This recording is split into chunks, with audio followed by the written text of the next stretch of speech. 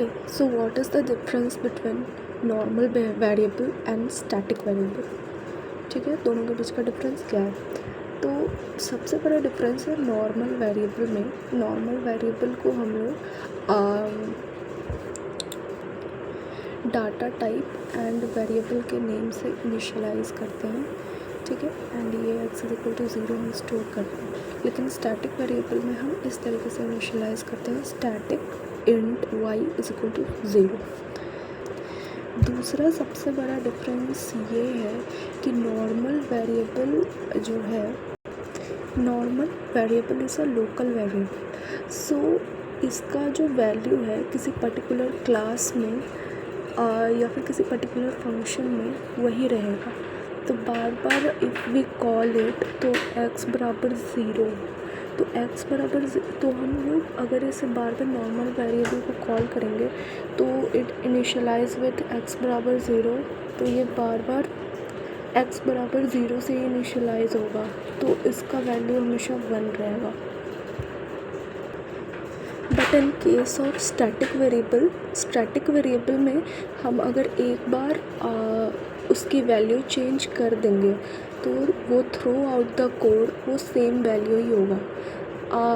यहाँ पे हम 0 नहीं भी लगा सकते क्योंकि स्टैटिक वेरिएबल को हम इनिशियलाइज अगर करते हैं तो वो ऑटोमेटिकली उसके अंदर वो 0 से ही इनिशियलाइज होता है, तो अगर हम ना भी करें तो चलेगा।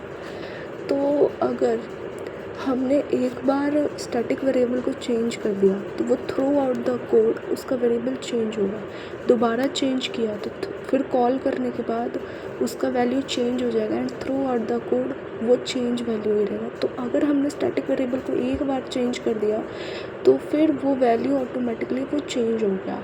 बट नॉर्मल वेरिएबल के केस में ऐसा नहीं है। नॉर्मल वेरिएबल को हम जब कॉल करते हैं एंड जिससे हम इनिशियलाइज करते हैं, जैसे x = 0, तो हम अगर नॉर्मल वेरिएबल को कॉल करते हैं तो नॉर्मल वेरिएबल को कॉल करने पे सबसे पहले ये कंपाइलर हमारा रीड करेगा इंट x बराबर 0 एंड देन वो इसे अपडेट करेगा by using increment operator x ++, तो फिर ये x = x + 1, तो इसमें एक ऐड हो जाए। तो हम देखेंगे ये 3 बार हमारा लूप चलेगा।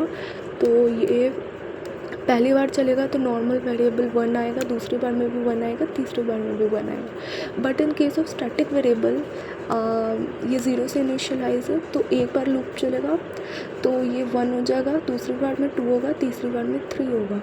सो थ्रू आउट, तो इसे हम समझ सकते हो कि इसका थ्रू आउट एक बार में अगर वैल्यू चेंज हो गया स्टैटिक वेरिएबल का तो वो throughout the loop change ही रहेगा। बट नॉर्मल वेरिएबल के केस में ऐसा नहीं है।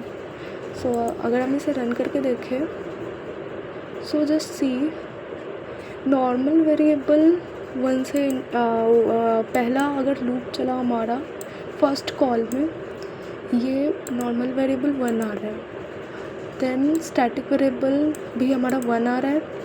लेकिन अगर सेकेंड कॉल में हम देखें तो नॉर्मल वेरिएबल हमारा 1 आ रहा है बट हमारा स्टैटिक वेरिएबल 2 आ रहा है, ठीक है, क्योंकि हमने अपने वैल्यू को चेंज कर दिया है ना, ठीक है। ये ऑटोमेटिकली ये वैसे 0 से इनिशियलाइज रहता है, ये है कुछ पता नहीं क्या है। एंड थर्ड कॉल में जो हमारा नॉर्मल वेरिएबल है ये 1 से तो इनिशियलाइज होगा ही, बट 1 से ही स्टार्ट होगा क्योंकि ये इनिशियलाइज किया था हमने 0 और 0 + 1 1 होता है, सॉरी क्या हो 0 + 1 1 होता है, तो इस वजह से ऐसा होगा। लेकिन तीसरे बार में नॉर्मल वेरिएबल का वैल्यू फिर से स्टैटिक वेरिएबल का वैल्यू फिर से चेंज होकर के 3 हो जाएगा। सो ये है स्टैटिक वेरिएबल और नॉर्मल वेरिएबल के बीच का डिफरेंस।